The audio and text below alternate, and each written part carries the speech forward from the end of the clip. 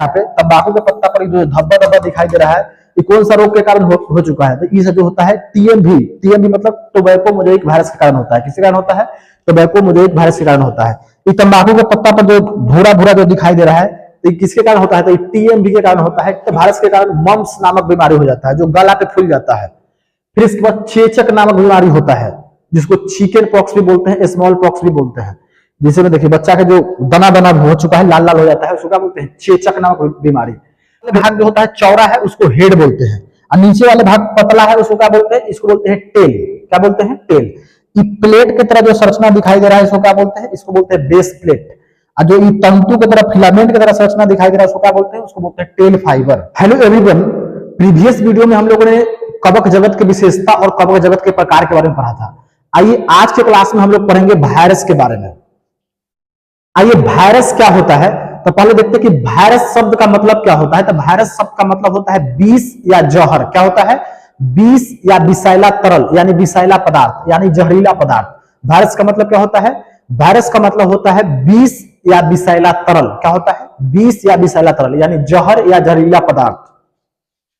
Virus शब्द का खोज पहले कौन किया था? तो वायरस का खोज जो है इवानोवस्की नामक वैज्ञानिक ने किया था। कौन किया था? इवानोवस्की। इसका नाम है डीजे इवानोवस्की। कब किया था? 1892 ईस्वी में। तंबाकू के मोज़ेक रोग जो होता है, किसके कारण होता है? तो वायरस के कारण होता है। किन्होंने कहा था? तो डीजे इवानोवस्की ने कहा था। कौन कहा था? इवानोवस्की ने कहा था। फिर इसके बाद 1898 ईस्वी में एक वैज्ञानिक थे, बेजर्निक। कौन थे? बेजर्निक, जिन्होंने तंबाकू में जो पत्ता होता है, तंबाकू के पत्ता में जो रस होता है, उसका नाम क्या दिया? Contagium बाइनम fluidum. उन्होंने कहा कि तंबाकू के पत्ता में जो रस है, उसका क्या नाम दिए? Contagium बाइनम fluidum. एक वैज्ञानिक और आए 1935 में। कौन? स्टेनले। उन्होंने इसको क्रिस्टल रूप में खोजा। कौन से रूप में खोजा? क्रिस्टलीकरण रूप में खोजा। किस रूप में खोजा? तो इसको क्रिस्टलीकरण रूप में खोजा। यदि आपसे पूछा जाए कि वायरस का मतलब क्या होता है, तो वायरस का मतलब होता है विष या विषैला तरल। वायरस का खोज कौन किया? तो इसका खोज पूछा जाए तो इसका खोज जो है इवानोवस्की नामक वैज्ञानिक ने किया। क्रिस्टल रूप में कौन खोज किया? तो क्रिस्टल रूप में खोज किया स्टेनले नामक वैज्ञानिक ने। इसका पूरा नाम है W.M. स्टेनले। क्या नाम है? W.M. स्टेनले। फिर इसके बाद बेजर्निक क्या किया था? तो बेजर्निक ने जो है, जो तंबाकू का पत्ता का जो रस होता है, उसका नाम क्या दिया? Contagium बाइनम fluidum. क्या नाम दिया? Contagium बाइनम fluidum.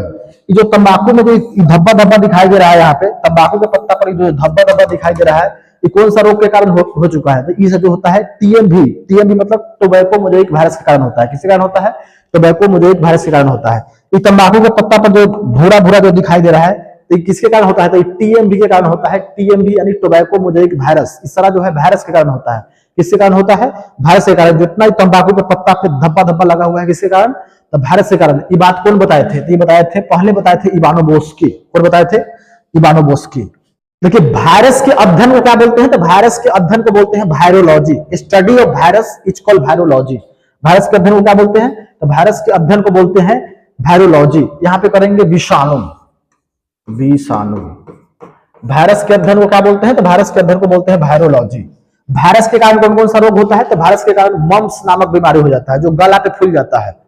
फिर इसके बाद चेचक नामक बीमारी होता है, जिसको चिकन पॉक्स भी बोलते हैं, स्मॉल पॉक्स भी बोलते हैं।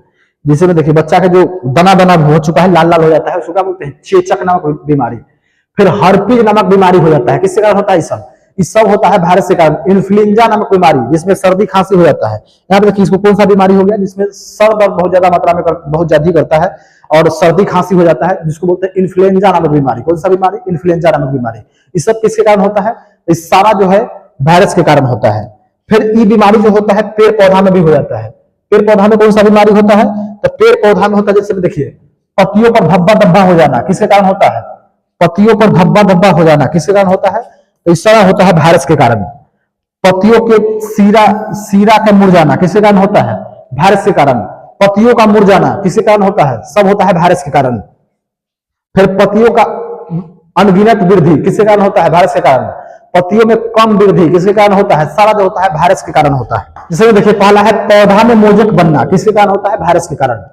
पत्तियों का मुड़ना तथा कुंचन पीला होना, पत्ता का पीला होना किसके कारण होता है? वायरस के कारण होता है। फिर इसके बाद बौना तथा अवरुद्ध वृद्धि होना, बौना तथा अवरुद्ध वृद्धि होना, ये सब किसके कारण होता है? सारा होता है वायरस के कारण।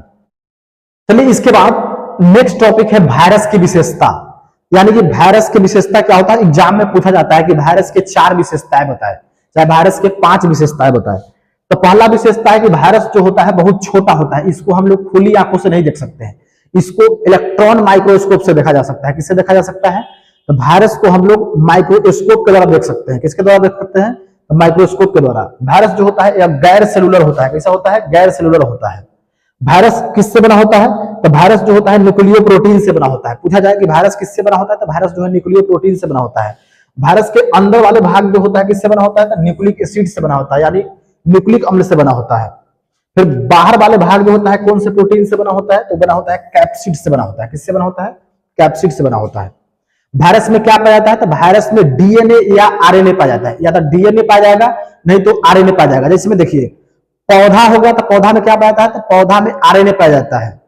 जैसे में जंतु हो गया तो जंतु में या तो आरएनए पाया जाएगा नहीं तो डीएनए पाया जाता है। क्या पाया जाता है, या तो डीएनए पाया जाएगा नहीं तो आरएनए पाया जाता है।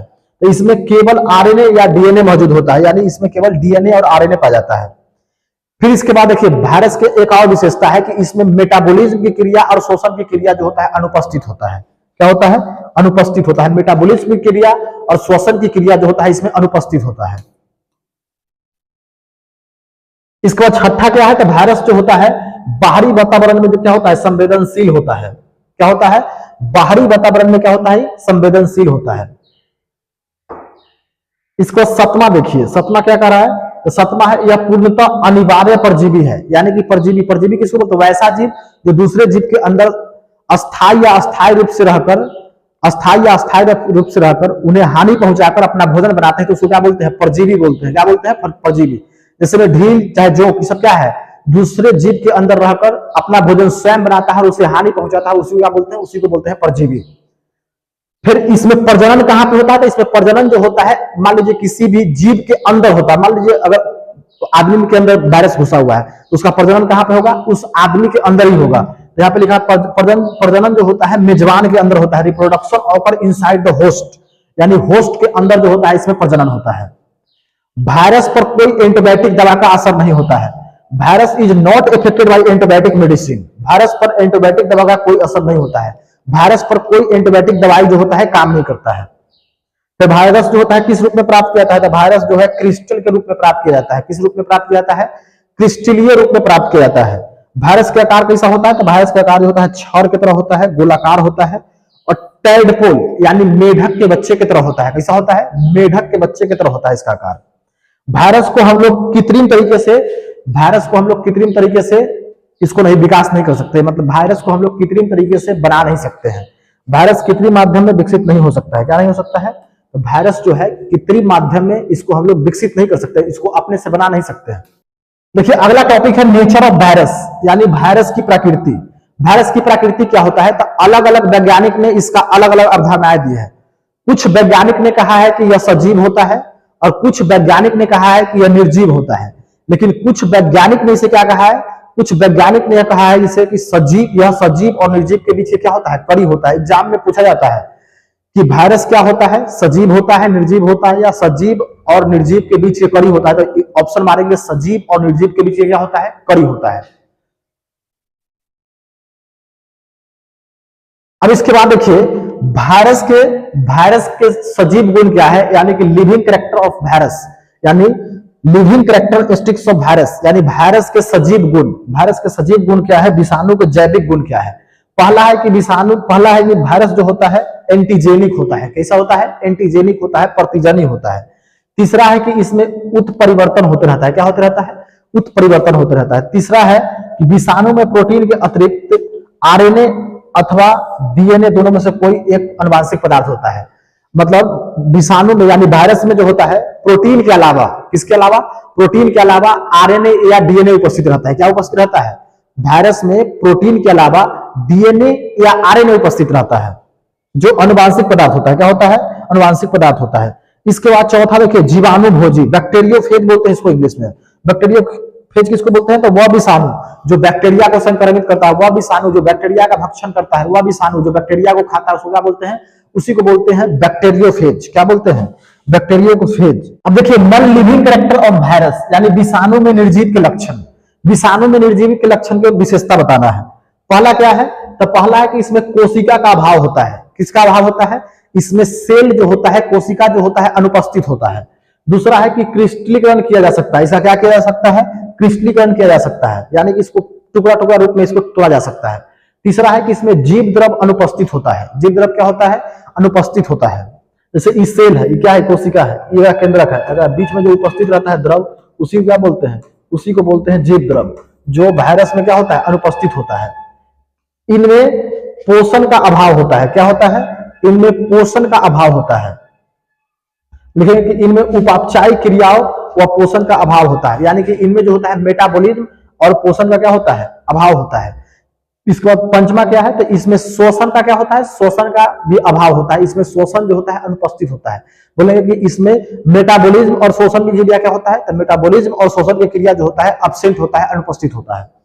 चलिए इसके बाद नेक्स्ट टॉपिक है कि सजीव और निर्जीव के बीच जो कड़ी होता है क्या होता है? Connective link between living and non living. सजीव और निर्जीव के बीच संबंध जोड़ने वाली कड़ी। इसमें क्या बताया गया? तो इस कॉन्सेप्ट में क्या बताया गया? तो इस कॉन्सेप्ट में यही बताया गया कि यदि वायरस जो है सजीव के अंदर है तो कैसा बिहेव करेगा? सजीव की तरह बिहेव करेगा, यानी जीवित बिहेव करेगा। यानी जिंदा आदमी के अंदर है तो कैसा बिहेव करेगा? जीवित की तरह बिहेव करेगा। यदि निर्जीव के अंदर उपस्थित है तो कैसा बिहेव करेगा? निर्जीव की तरह बिहेव करेगा। कैसा बिहेव करेगा? निर्जीव की तरह बिहेव करेगा। इसीलिए इसको सजीव और निर्जीव के बीच क्या बताया गया? कड़ी बताया गया। चलिए इसके बाद नेक्स्ट टॉपिक है टीएमवी। टीएमवी के फुल फॉर्म क्या होता है? Tobacco Mosaic virus. एग्जाम में पूछा जाता है कि टीएमवी के फुल फॉर्म क्या होता है? तो टीएमवी के फुल फॉर्म होता है टोबैको मोजाइक वायरस। इसका खोज कौन किया था? तो इसका खोज जो है एडोल्फ मेयर नामक वैज्ञानिक ने किया था। टीएमवी के खोज कौन किया? तो एडोल्फ मेयर नामक वैज्ञानिक ने 1886 ईस्वी में। फिर इसका नाम किसने दिया टीएमवी? तो नाम दिया इवानोवस्की नामक वैज्ञानिक ने। कौन दिया? इवानोवस्की नामक वैज्ञानिक ने। फिर इसके बाद स्टेनले ने इसको किस रूप में खोजा? तो स्टेनले ने इसे क्रिस्टलीकरण के रूप में खोजा। कौन सा रूप में खोजा? क्रिस्टलीय रूप में खोजा। यदि एग्जाम में अगर क्वेश्चन ही नहीं रहे, मान लीजिए पूछा कि टीएमवी की खोज किसने किया, तो पूछा कि टीएमवी की खोज कौन किया, एडोल्फ मेयर ऑप्शन में नहीं रहे, तो क्या मारेंगे? ऑप्शन में क्या मारेंगे? इवानोवस्की मारेंगे। क्या मारेंगे? इवानोवस्की। टीएमवी क्या होता है? तो यह टीएमवी के स्ट्रक्चर क्या है? टीएमवी के स्ट्रक्चर है। टीएमवी जो होता है प्रोटीन और न्यूक्लिक एसिड से बना होता है। किससे बना होता है? प्रोटीन और न्यूक्लिक एसिड से बना होता है। इसका आकार जो होता है छड़ की तरह होता है। किसका आकार होता है? छड़ की तरह होता है।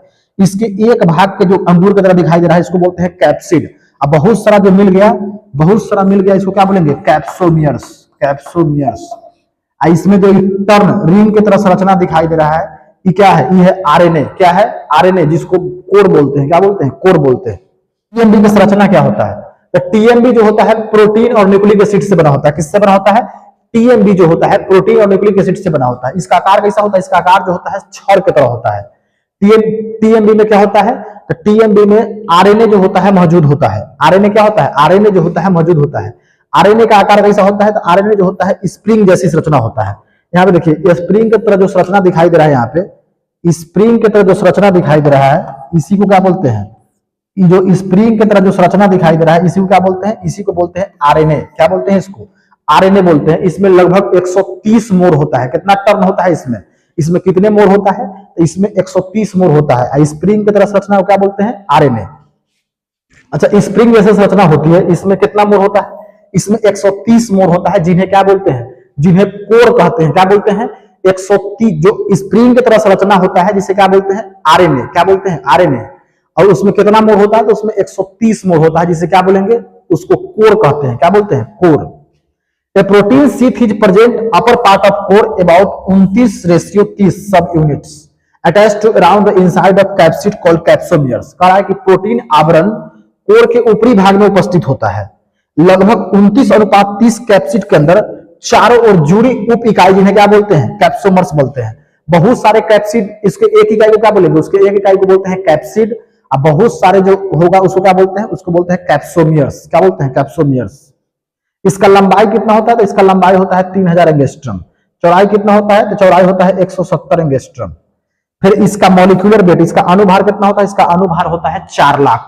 पूछा जाए कि टीएमवी का अनुभार कितना होता है? तो 4 लाख होता है। लंबाई कितना? 3000 एंगस्ट्रम। चौड़ाई कितना? 170 एंगस्ट्रम।